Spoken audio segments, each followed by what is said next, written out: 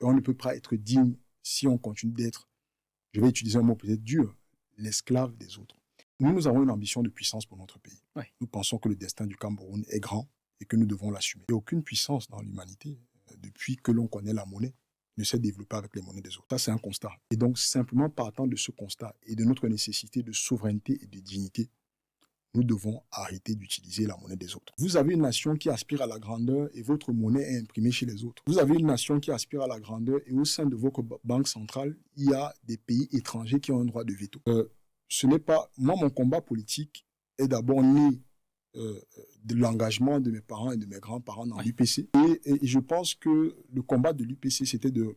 À ce moment-là, c'était la question de l'indépendance. Mais au-delà, c'était de redonner au peuple camerounais sa dignité. Et on ne peut pas être digne si on continue d'être, je vais utiliser un mot peut-être dur, l'esclave des autres. Si on parle du Cameroun qui est dirigé par le RDPC depuis 42 ans, effectivement, vous me demandez qu'on ait une monnaie camerounaise sous ce régime-là, je vous dis que ça va être la catastrophe. Mais nous parlons d'un Cameroun, et je vous l'ai dit d'abord, parce qu'il a consolidé son industrie en maintenant ses ressources localement en les transformant, a réussi à équilibrer la balance commerciale. Pour être très clair, la balance commerciale, c'est la différence entre ce qu'on vend et ce qu'on achète. Et notre ambition en étant une nation puissante, c'est de fabriquer beaucoup plus chez nous pour vendre beaucoup plus au monde.